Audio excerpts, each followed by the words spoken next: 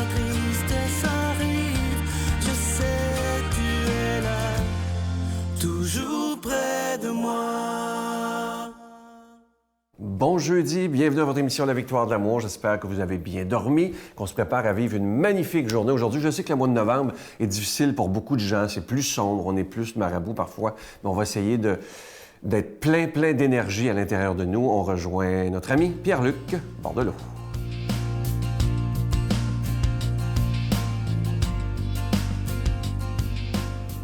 Bon matin, très heureux de vous retrouver. Ce matin, je vous parle d'un donneur de sens qui m'a été suggéré par un téléspectateur. Peut-être que vous le connaissez. D'ailleurs, quand il m'en a parlé, je me suis dit, mon Dieu, ben oui, je le connais, j'ai déjà rencontré. Il s'agit de Alain Dumont. Je ne sais pas si vous savez de qui je parle. Je suis sûr que présentement, les gens derrière leur écran font « Oui, je le connais, je l'ai rencontré ». C'est un homme qui donne des sessions à travers le Québec de ressourcement, évidemment biblique, des ressourcements intérieurs. C'est un homme incroyable, vraiment intéressant à rencontrer. Simple, drôle, profond et d'une efficacité pour nous faire réfléchir. C'est assez hallucinant. En fait, c'est un prédicateur laïque. C'est clair comme ça qu'on peut l'appeler, un prédicateur laïque. C'est un homme marié, 4 enfants. Et c'est drôle, il l'écrit comme ça dans sa biographie, mais il se dit un ancien hippie converti. Alors, un homme qui a fait la vie, on pourrait dire, qui a expérimenté, qui a vu le vide, qui l'a constaté. Et il a été longtemps animateur à Notre-Dame-du-Cap, au Cap-de-la-Madeleine. Puis rapidement, on a vu en lui, là, et puis rapidement, on l'a mis en avant-plan pour qu'il puisse faire des ressourcements. J'en parle parce que c'est intéressant. D'ailleurs, je dis tout de suite, allez voir son site web où il en parle et vous pouvez consulter des fois des petites capsules qu'il va placer. alaindumont.ca, allez voir ça. Parce que la plupart, je dirais même l'ensemble à cette heure de ces sessions, ces ressourcements qu'il donne à travers le Québec, il les enregistre. Oui, il les met en audio et ils sont disponibles. Et ça, je trouve ça intéressant puisque la plupart des gens font à peu près comme moi à cette heure. Ils écoutent ça durant leur parcours en voiture. C'est super intéressant, donc c'est très ressourçant. Et d'ailleurs, le téléspectateur qui m'en a parlé me dit ceci. Je l'écoute dans la voiture avec beaucoup d'attention. Ça vient remplir ma route de bon sens. Je trouve ça vraiment intéressant. Et c'est exactement comme ça que je l'ai écouté, moi aussi, quelques fois. Quoique dans le salon, ça doit être aussi intéressant. Meubler la route, là, faire en sorte d'écouter quelqu'un qui donne beaucoup de sens comme celui-là. Écoutez, il y aurait tellement de choses à dire sur ce que lui-même dit. Allez le découvrir. Mais moi, je me souviens d'une chose. Il est venu nous parler du couple. Il avait parlé, en tout cas un peu dans son ressourcement, du couple. Et il avait décrit le couple idéal, si on est capable de l'atteindre, comme ceci. Il avait dit, c'est 2 solitudes assumées qui se rencontrent dans un débordement d'amour. Et là, il élaborait là-dessus, 2 personnes complètement assumées, qui ne sont pas là pour combler un vide, mais se rencontrer dans un débordement d'amour. Et là, on partait sur une session là-dessus et c'était absolument inspirant. Alors, merci beaucoup de la suggestion. J'y reviendrai sûrement de ce Alain Dumont, un donneur de sens comme il ne s'en fait pas. Notre Père qui es aux cieux, que ton nom soit sanctifié, que ton règne vienne, que ta volonté soit faite sur la terre comme au ciel. Donne-nous aujourd'hui notre pain de ce jour. Pardonne-nous nos offenses comme nous pardonnons à ceux qui nous ont offensés. Ne nous laisse pas entrer en tentation, mais délivre-nous du mal, car c'est à toi qu'appartient le règne, la puissance et la gloire pour les siècles des siècles. Amen. Mon Père, je m'abandonne à toi. Fais de moi ce qu'il te plaira. Quoi que tu fasses de moi, je te remercie. Je suis prête à tout, j'accepte tout, pourvu que ta volonté se fasse en moi, en toutes les créatures. Je ne désire rien d'autre, mon Dieu. Je remets mon âme entre tes mains. Je te la donne, mon Dieu, avec tout l'amour de mon cœur, parce que je t'aime. Et que ce m'est un besoin d'amour, de me donner, de me remettre entre tes mains, sans mesure, avec une infinie confiance, car tu es mon Père.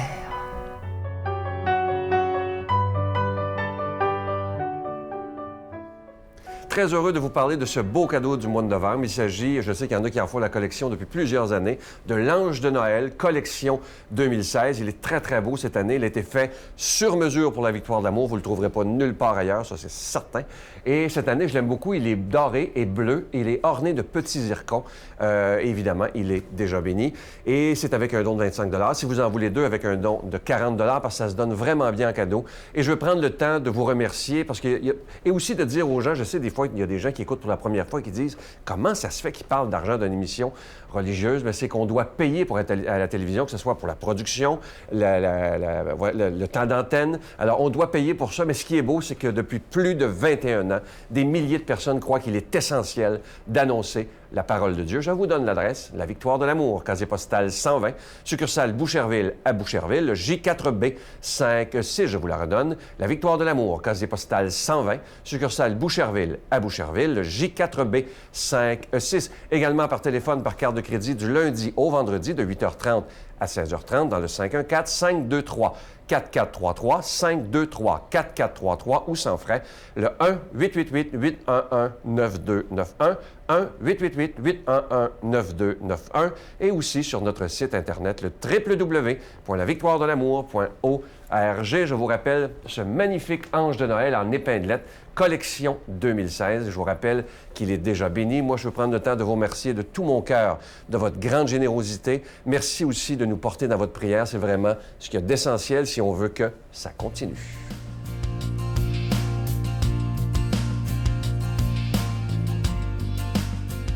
Mon Dieu, donnez-moi la sérénité d'accepter les choses que je ne peux changer, le courage de changer les choses que je peux et la sagesse d'en connaître la différence. Amen. Aujourd'hui, la parole de Dieu est proclamée par Luc Faneuf.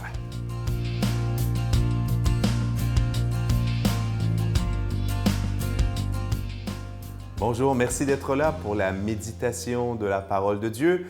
Une parole de Dieu aujourd'hui qui va nous faire réfléchir sur les visites de Dieu dans notre vie. Alors, parlant de visites, au moment de la proclamation, Dieu va visiter tout notre être, notre esprit, nos cœurs. Donc, demandons à cet Esprit Saint qui est Dieu de venir en nous pour faire en sorte que cette parole de Dieu, qu'elle ait une résonance, qu'elle change quelque chose dans notre vie aujourd'hui et dans les jours qui suivront. Lorsque Jésus fut près de Jérusalem, voyant la ville, il pleura sur elle en disant « Ah, si toi aussi, tu avais reconnu en ce jour ce qui donne la paix, mais maintenant, cela est resté caché à tes yeux. Oui, viendront des jours pour toi où tes ennemis construiront des ouvrages de siège contre toi, t'encercleront et te presseront de tous côtés. Ils t'anéantiront, toi et tes enfants qui sont chez toi. Et ils ne laisseront pas chez toi pierre sur pierre, parce que tu n'as pas reconnu le moment où Dieu te visitait. » Acclamons cette parole de Dieu. Louange à toi, Seigneur Jésus. Alors, une parole d'évangile aujourd'hui où l'on voit un Jésus attristé. On voit un Jésus solennel. On voit un Jésus aussi qui, c'est le mot, qui prophétise. Donc, Jésus qui parle au nom de Dieu et qui, évidemment, il est Dieu lui-même, et qui annonce le destin funeste, terrible, que va connaître Jérusalem. Donc, on est peut-être dans les années 25, 26, 27, peut-être même un peu plus tard, et quelques décennies plus tard, donc en l'an 70, le général romain Titus, suite à une révolte juive, donc va descendre et va saccager la ville de Jérusalem. Et ça va être la destruction du temple, dont il ne restera plus que ce que l'on voit aujourd'hui, n'est-ce pas, dans les livres d'histoire ou dans les télénouvelles, ce qu'on appelle le mur des lamentations, quand on voit ces Juifs et aussi des chrétiens qui vont prier devant ce mur des lamentations. C'est le mur occidental, c'est tout ce qui reste du mur du grand temple de Salomon, le deuxième temple qui avait été reconstruit au retour de l'exil. Donc, vous voyez, là-dessus, Jésus a vraiment prophétisé qu'il a pleuré sur sa ville. Et la ville de Jérusalem, il faut savoir, Yerushalayim en hébreu, ça veut dire la ville de la paix. La ville de la paix. Donc, Jésus avait vraiment pressenti qu'en le refusant, il y avait un destin tragique qui attendait le peuple d'Israël. en particulier la ville de Jérusalem. Et évidemment, on peut penser aussi, c'est pas un cours d'histoire que je fais là, mais quelques siècles plus tard aussi, ben voilà, ça va être l'occupation musulmane, 100 ans après la mort de Mahomet, excusez-moi, quelques années après la mort de Mahomet, bien là, voilà, ça va être les musulmans qui vont arriver avec une très grande violence et qui vont saccager la ville de Jérusalem et la prendre par la force. Et depuis ce temps-là, les musulmans occupent de force. Évidemment, là, la ville est partagée en différents quartiers, mais l'esplanade du temple, c'est des mosquées maintenant, donc c'est occupé par les musulmans. Alors, ce qui est important, c'est se centrer sur ce Jésus qui pleure. Il faut savoir pourquoi il pleure. Il arrive en quelques occasions, on dit que Jésus pleure, par exemple, au moment de la mort de son ami Lazare. Mais là, il pleure par amour pour une ville qu'il aime, n'est-ce pas? C'est la ville sainte de son peuple, j'allais dire de sa religion. Jésus est juif, n'est-ce pas? Mais Jésus va faire évoluer le judaïsme vers une nouvelle forme de religion plus pure, hein? Un judaïsme amélioré en quelque sorte qui va devenir le christianisme, du moins du point de vue de Jésus et de nous les chrétiens. Et voilà, donc Jésus pleure sur cette ville et ce qu'il fait pleurer, et c'est ça qui va être important pour nous aujourd'hui de retenir, c'est que cette ville-là n'a pas su reconnaître en lui, mais son peuple aussi n'ont pas su reconnaître en lui la visite de Dieu. La visite de Dieu. On le sait parce que nous, on le croit. En Jésus de Nazareth, il y a Dieu qui est incarné. Il y a Dieu qui a pris la chair, Dieu qui est devenu une personne humaine. Dieu qui a pris cette personne humaine-là parce qu'il venait nous visiter, parce qu'il voulait être auprès de nous, parce qu'il voulait nous parler, parce qu'il voulait nous aimer. Et nous, on rajoute, parce qu'il voulait nous sauver. Or, maintenant, on est dans le temps de l'Église. Jésus, voilà, sa mort, sa résurrection, Jésus est remonté au ciel.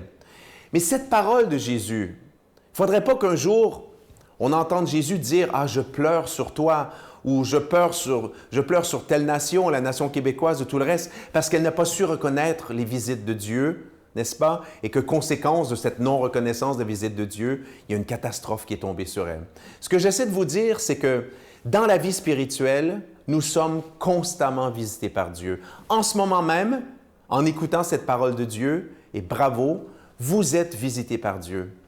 Mais le mystère de la liberté, hein, on est libre. Les Juifs de l'époque de Jésus étaient libres. Et bon nombre, en fait, on peut penser, une très grande majorité ont refusé Jésus. De la même façon qu'aujourd'hui, on est visité par Dieu et Dieu est comme à genoux devant notre liberté et Jésus dit, « Accepteras-tu de m'aimer aujourd'hui? Vas-tu ouvrir aujourd'hui les portes de ton cœur pour me recevoir? » Et on ne veut surtout pas que Jésus pleure sur notre refus. Hein? Donc, il y a toute cette réflexion aujourd'hui sur le fait que oui, il est possible de passer à côté des visites de Dieu dans notre vie. Et ces visites de Dieu dans notre vie, ben voilà, c'est ce qu'on fait en ce moment. La visite par l'écoute de la parole de Dieu, la lecture de la Bible, la prière chaque jour. Mais on sait que Dieu nous visite aussi à travers nos frères et sœurs que l'on rencontre à longueur de journée. Donc, demandons à Dieu de nous bénir, lui qui est Père, Fils et Saint-Esprit, et de savoir le reconnaître dans ses visites quotidiennes. Je vous salue Marie, pleine de grâce. Le Seigneur est avec vous. Vous êtes bénie entre toutes les femmes, et Jésus, le fruit de vos entrailles, est béni. Sainte Marie, Mère de Dieu, priez pour nous pauvres pécheurs, maintenant et à l'heure de notre mort. Amen.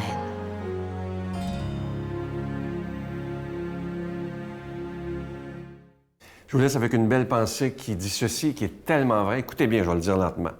Ne promettez rien quand vous êtes heureux. Deuxièmement, ne répondez pas quand vous êtes en colère. Et troisièmement, ça est important celle-là, ne prenez pas de décision lorsque vous êtes triste. Et c'est tellement vrai. Juste si on pouvait retenir ça, on s'éviterait beaucoup de problèmes. Je vous souhaite une magnifique journée et je vous attends demain. Bye. Mon prof semblait dire qu'on ne pouvait pas être intelligent et croire en Dieu en même temps. Et donc là, ça a stimulé des choses dans ma tête. Je me considérais pas si idiot que ça, tu sais. Donc là, je commence à me dire, il a vraiment l'air d'être quelqu'un qui est intelligent et qui dit qu'on n'est pas vraiment intelligent si on croit à des fables comme ça. Des fables. C'est des fables. Pour lui, c'est des histoires. Tu contes ça à des enfants pour les aider à dormir, tu sais.